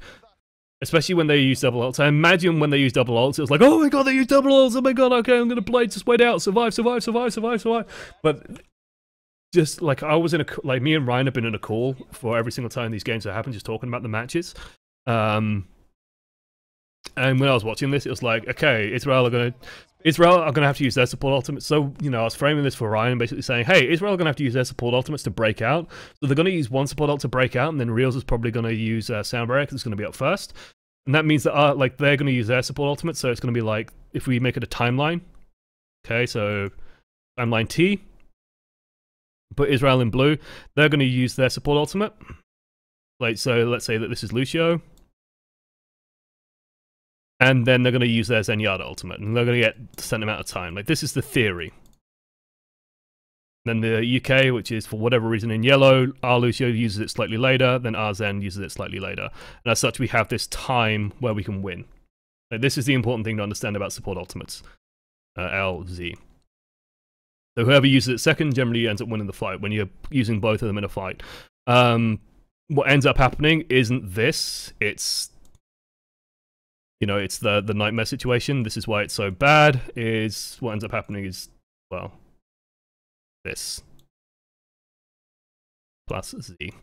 And so it's just easy for us to wait out, and then you have the D, which is the Dragon Blade. It comes out and kills everyone. So it sounds like a MOBA, yeah. It's just like a matter of discipline and patience. And so when this double support ultimate comes out, the UK, you can just see that they, like, Chris is just pulling back, Smex pulls back a little bit, does get demech'd, which is a bit of a shame, but everyone's just hiding behind the payload, taking the time.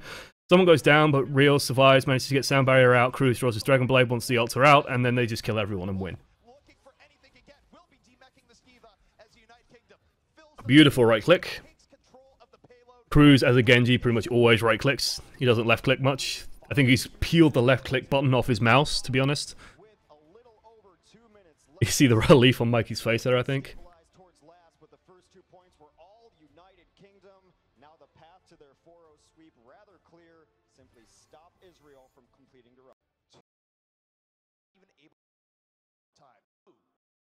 Okay, and now we just have to defend Dorado.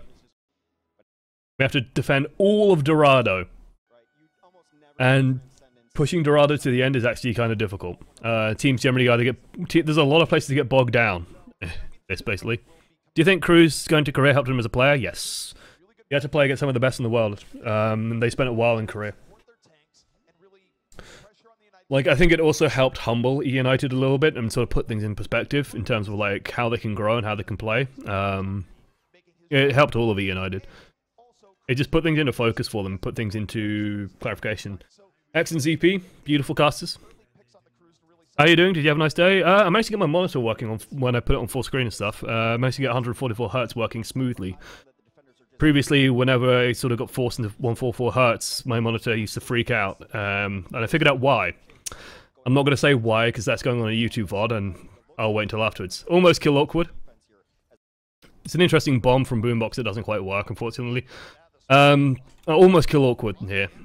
So the thing with this playstyle, like, because we're... Usually you'll see teams run the D.Va, but we're running a Genji. It just means we're that much more aggressive. Like with the D.Va, it's more looking to slow the payload down. With the Genji, you're looking to kill people. As you can see, Cruz literally lands on top of Awkward. Spotted, killed, dead. Done. And so what's happening now is that we're just going to fight. And we're just hoping to win the fight here. Even get the Lucio on the way out. And this is just, again, establishing ultimate advantage. Cruz is on 50%, his counterpart is on... Can't see percentage, apparently. Oh, his counterpart's also on 50, but Chris is on 50, 40. Smex is on almost on 70% already. Like, very, very easy for Smex to just farm ultimate. And we're not even looking now to contest out here so much. We're just, again, setting ourselves up, maybe looking for a cheeky pick, but we're just going to pull back, dealing damage, dealing damage, dealing damage. Our team is mobile enough that they can just reposition very easily on the choke. All of this team has taken a shit ton of damage. And we're going to have offensive ultimates coming online very soon. Now, this doesn't entirely go to plan, unfortunately. Like, ZP says, we're bending, and like a lot of the UK are basically a bunch of benders. We're just bending back non-stop.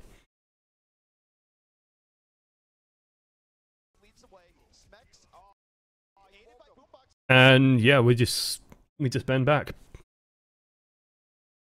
Offensive ultimates coming online about the same time that Israel used their offensive, starting to use their defensive ultimates. Unfortunately, our defensive ultimates coming on a little bit too slowly here.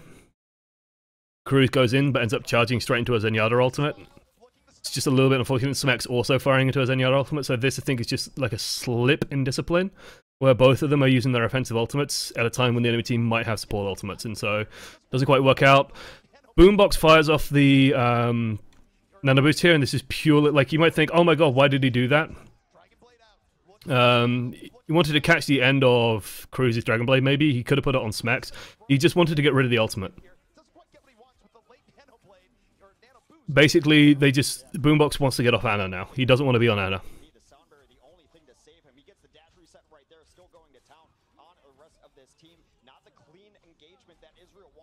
Israel have to use all of their ultimates, basically.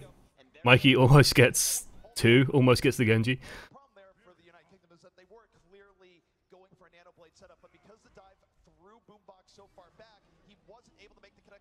But the big thing, like, the customer is saying, you know, Boombox didn't get to do kind of what he wanted, and that's kind of true, but I'd say that's more Cruz pulling the trigger too early. Why are we still on black? That's Cruz pulling the trigger too early, Smek's pulling the trigger too early. Boombox not quite getting enough done, or not getting enough healing done. There's reasons as well for that. It's like internal debate about how this strategy should be run, some of the specifics of it amongst Team GB. But it's also, like, Boombox was going to use Nano Boost there no matter what. No matter what, he was going to dump the Nano, because he wanted to come back on the Zen. Because the Zen shuts down the Winston better, it shuts down the Diva better, it shuts down the Genji better, Boombox is just stronger on it. They use Dragon Blade to take this point. Fair enough, whatever. Boombox kills him. So this gave me flashbacks to when I first saw Boombox, before he made a splash. When we were picking the team, like this was 3-4 months ago now, when the committee was decided, but basically on the UK, it became a big collaborative effort, where if you wanted to be involved and you were on that shortlist to be nominated for the committee, you were welcome to come in, asked everyone for their input, asked a whole bunch of different people for their input, so we sort of narrowed it down to a shortlist for each role, and Boombox sort of was raised to us by Ayuki Luke, who was coach for Cyclones at the time, which is who Boombox was playing for. And then a bunch of other players went, yeah, Boombox is really, really good on Zenyatta. You've never seen a Zenyatta like it. And so we did this first trial scrim where we, you know, approached these team members, which I think, yeah, it's pretty much, it's the same team that we have now. We approached all these team members and we went, okay, we want to trial you guys out and see how it goes. And we got Boombox, and he was on Zenyatta, and I can't remember who we scrimmaged against, but they were an alright team. They had a pretty good Genji. And then it was a case of just watching Boombox kill this Genji about 7 times. And it was just like, I didn't know you could do that. And it was literally instances like this one, where it's a dragon-bladed Genji, like, attacking a cornered Zenyatta. And to quote Metal Gear Solid in one of the most, like, forum signature-worthy lines in the world, a cornered fox is more dangerous than a jackal. Just fucking hell. How do you beat that? It was Norway? It was Norway, yeah. Hey, what's good? Hopefully you're proud of the boys. What's good is coach of a team called Singularity Ninjas, who are probably the best team in Europe at the moment, because United haven't been scrimming so much. It's a Danish team primarily, I believe, and they are extremely fucking good. Definitely a team to watch out for going forward. Yeah, like, fucking beautiful. It's what you want out of Boombox. And so it just basically, you know, I remember talking to AlphaCast at Take TV when we did the anniversary event, and we were talking about, you know, the teams, and it's like, well, I know Rogue because they're Rogue, and it was basically going, well, you know, because France weren't playing the UK in the group stages, you know, it's kind of free to talk with him about stuff, and it's just like, yeah, Boombox, that's a name you're going to want to watch for. Boombox is a name you're going to hear repeatedly during the World Cup and during the tournament next week, because he got moved to E United after that. Boombox, Boombox, Boombox. You're going to hear about this guy. You're going to know who this guy is, because he's that fucking good. So, next fight, Israel. Israel start doing something a bit weird, which is basically They play super passively. This is something I've noticed, like, as a habit in the World Cup teams. They tend to just be very, very passive and just let the UK kind of do what they want. So UK takes control of the high ground. They're just trying to push the payload, but all this time is giving the UK time to just set up. And I mean, the UK are just going, tasty, oh, delicious, oh, yummy Zenyatta on the floor. And so the dive goes super hard on him. Cruz rolls a Dragon Blade, gets support ultimate. Still gets the Zenyatta through the...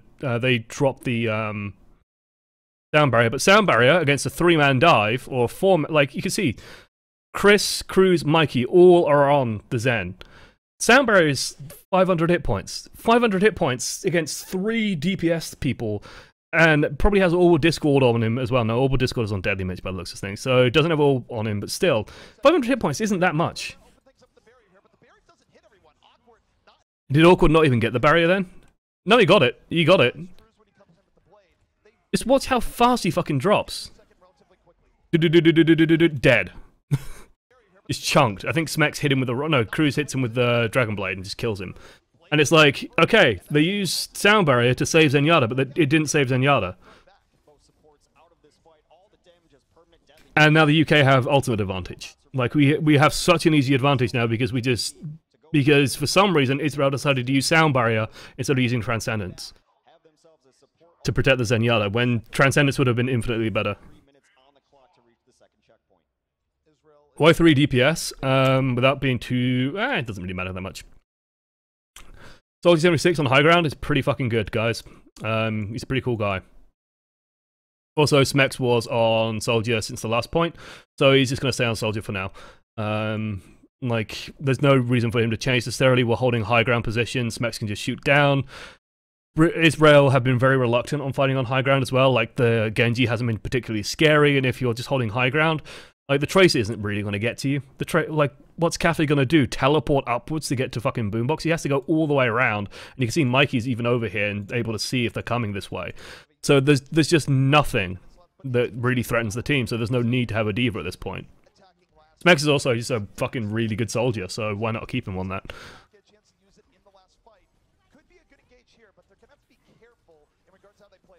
Otherwise, again, like, we're just not letting them in. And I saw people being critical of Israel and saying, you know, why aren't Israel contesting the high ground? How? How can Israel contest the high ground when they're being fought at the door? So Awkward runs in, has to use Trance, Boombox uses Trance to counter. And then we can just follow this up with a Sound Barrier and just push them all the way back, clean up, no problem. Smex almost gets the better of Eco. Eco is so low, can't really do anything anymore. All this is doing is forcing Israel to use so many ultimates in doing this, and the fight's just becoming a mess. But they're still not confirming kills fast enough for it to matter. Like, the fight's just sort of broken apart all over the place. It's a bit chaotic, a bit anarchic, but it's just forced Israel to use absolutely everything to literally get out of spawn. And just from a tactical point of view, like from an important economy point of view, this is sort of a saving grace from CAF. Like, this was actually really, really good from him. I think Mikey retaliates. No, almost. Mikey still kills CAF as a result, which is good. Just from like an economy point of view, let's say enemy spawn is here. So this is spawn. We'll just call it SP. Okay, I'll write spawn. So like the payload path is like this, and like this, and like this, and like this, and like this. Okay. And whatever. Let's just pretend the spawn is here or whatever. And your spawn is over here. So this is the other spawn. Okay, so defender spawn is here, attacker spawn is here. I know it's not quite accurate, but you get the idea. If you're fighting in this area, and the enemy team uses all their ultimates here, and you don't use all your ultimates here, instead you use all your ultimates here, it's more value per ultimate because the distance you have to run is longer. And so the objective is not necessarily to even win the fight here, it's to win the fight and force them to use all of their resources just to get out of spawn. You saw this happen on Numbani as well, where we were holding them... no, sorry, not Numbani, it was Belgium that we were holding on Numbani. And we literally held them on like second point on the door, and it's just forcing the enemy team to use all their ultimates just to get out of spawn, which means that when they come to the fight that's in front of your spawn, they have nothing, and suddenly every ultimate you use every single time you win a fight, it's giving you that much more time, that much better results. And so it's economy, and it's economy thing. Why do the teams not use Mercy or Ana? I feel like the healing is stronger. Mercy has that went wrong. Let's try it again. Ult. Very, very fair question. Why isn't Mercy and Ana being used? Okay. Zenyatta is the most powerful hero in the game at the moment. Tracer might be, actually. Zenyatta is very, very powerful. Zenyatta, in the hands of a master, like Boombox, brings you Discord Orb, which basically makes your dive unstoppable. You can kill so many things so easily with Discord Orb, it's not even funny. High amounts of damage when he's landing shots. Really high amounts of damage. He can annihilate tanks, he can tear apart tanks. He can also really kill the shit out of stuff like Tracers and Genjis if they're not careful. They have to play very carefully around it. The support ultimate is also just stronger. It's better in an emergency to have Transcendence and stuff. Zenyatta is very, very, very, very powerful at the moment.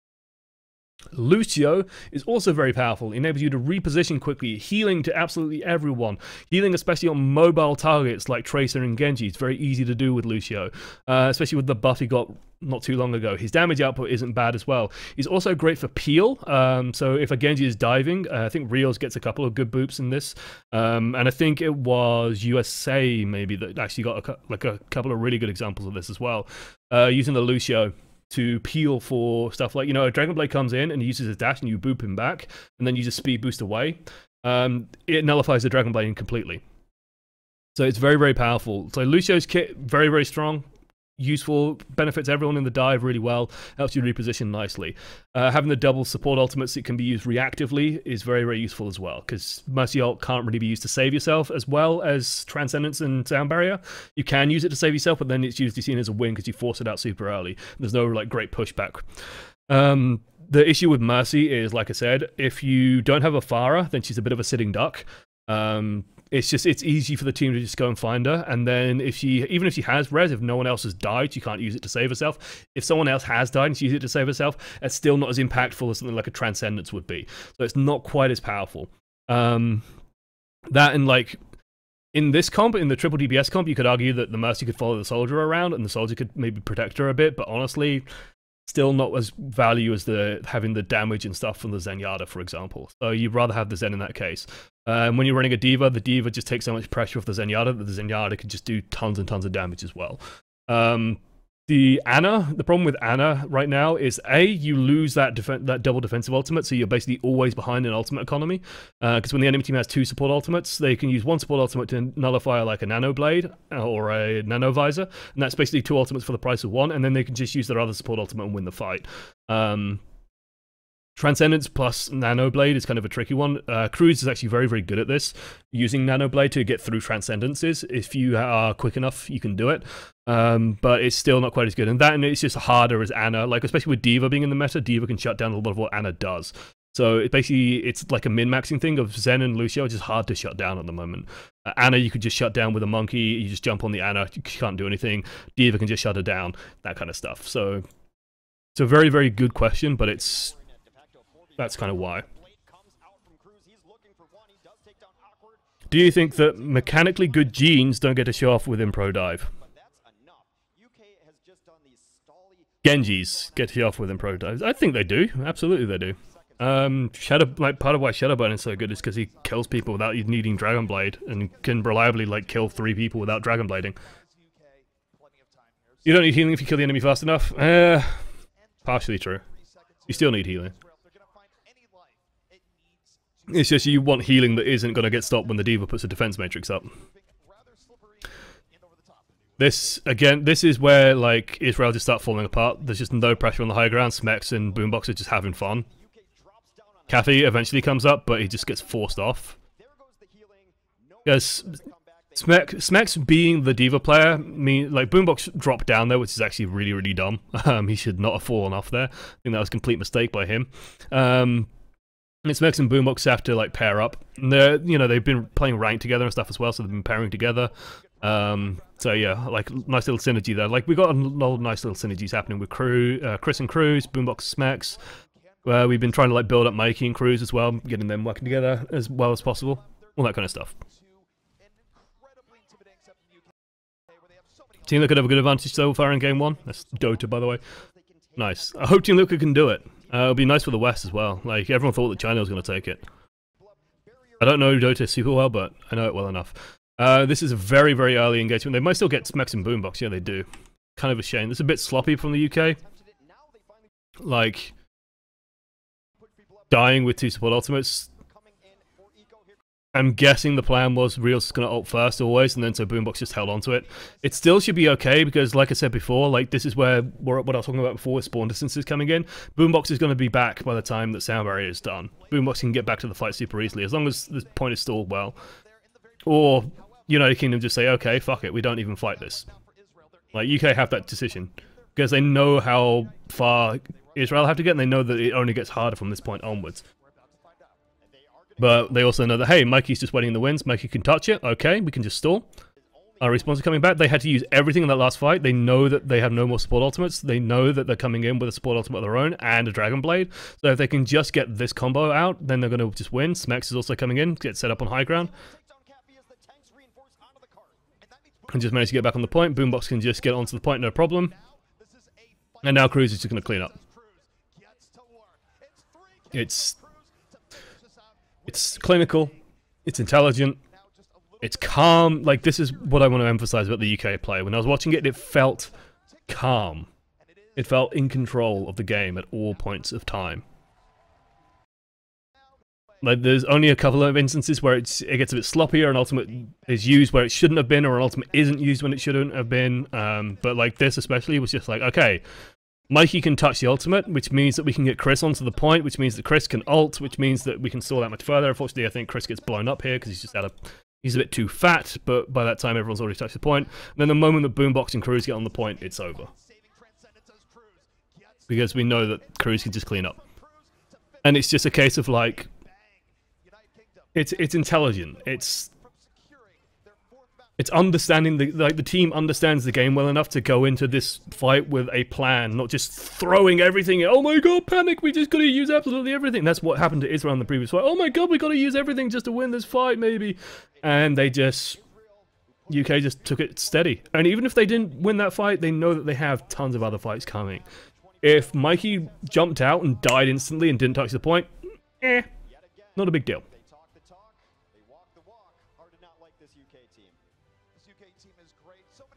Look at this. Hugs for everyone. Sty, Unlocked, A's.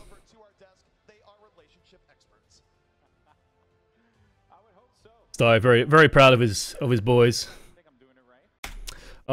He should be very proud of his boys. I'm very proud of his boys. I'm very proud of the team. They're doing us well. Israel played well. Like, credit where it's due.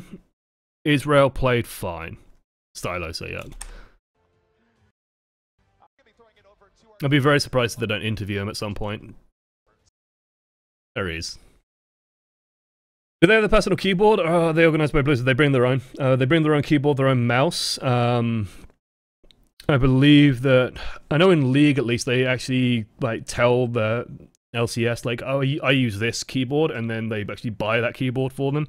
They buy like 2. They buy that keyboard and a spare in case it breaks. Just to stop like outside interference or, you know, USBs or whatever being hidden in the keyboard and stuff. Here, I think they just brought their own stuff. You could see Cruz pissing around with a mouse bungee because he's been whining incessantly about his mouse mat and stuff. Looks like they have their own mouse mat. Yeah, they bring their own mouse mat. It makes it as comfortable as possible with the team. They don't have their own screen and shit, but whatever. Actually, it looks a lot like the screen that I use. Yeah, Mikey's been doing very, very nicely at Boombox. Not the most flattering picture of him. Do you think Overwatch will have a lifespan like CSGO, LoL, etc.? I hope so. I mean, you got to understand, like, we are just coming out recently, relatively recently, the first year of Overwatch. It's been a rocky start because the Overwatch League has made things kind of clunky, and has made things kind of strange. It hasn't been handled perhaps as well as it should be. It's sort of left a lot of teams in the dark, and a lot of organizers are kind of scared. This $20 million number has been floating around. It just feels kind of strange. I think Overwatch has its place. I think it's educating the player base in how Pro Overwatch works, which is where people like me come in. And then it's just making sure that the spectating is as good as it can be, making sure that all this kind of stuff is as good as it can be. The thing with Counter-Strike is it's very simple. If you don't understand the intricacies of the game, it's still very simple and it's very tense to watch. You know, it's just it's people shooting other people. And it's very easy to understand. You don't have a gorilla that suddenly gains all its hit points back fighting a time-traveling British girl. It's an M16, it shoots bullets. You kind of understand how it works. It's a flashbang. It's not complicated. It's not like a diva bomb launches forward out of nowhere. So Overwatch is more like a MOBA in that you have to have an educated player base to really make it work. And as that comes in, it sort of gets tricky. Blizzard's games never die as well. Yeah, that's also a factor. Blizzard games never really go away. Like, Heroes of the Storm still has an esports scene, of all things. I feel like League should have been launched earlier. I feel like either League should have been launched earlier, or it should have been launched later, or it should have been announced later, and just dealt with in the background. And they should have gone cheaper with it, perhaps, at the start. 20 million buy-in still seems excessive, but we'll see. We'll see. I just hope that, like, to me, the dream of Overwatch League is to have that very clear step in. The worst thing you could have is, like, a huge tier 1 scene. And the idea is, like, so this is Overwatch League. And then the idea is you have a tier 2 scene, which is Contenders. Cont. And the idea is that you sort of have this very easy pathway of, and then, like, this is ladder, I guess. Lad. And so you play on the ladder, and then you might get scouted for a Contenders team, or you might play in a Contenders team while playing on the ladder, doing well on the ladder, get top 500, all that kind of stuff. Then you get picked up for Contenders, you play in Contenders, you might do very well, and then your roster or players might get picked up by the Overwatch League franchise teams, and so you sort of break in there. There is a chance as well for you to do this, because they have like a combine. It's more of an American thing. The idea where, you know, if you're doing well on the ladder, you might be invited to this combine to show off for, you know, and see how well you do, try out for these teams. But we'll see how it does. It's nerve-wracking because we don't know everything about the Overwatch League, and we know so little about the Overwatch League. I don't think the match against Germany will go tomorrow. I need to review Germany's match today to have a real good look at it. Actually, it's tempting just to keep watching the broadcast. Might just fucking do that. Do you guys just want to watch Germany? I kind of just want to watch Germany. It's sort of cheating with you guys a bit. Saves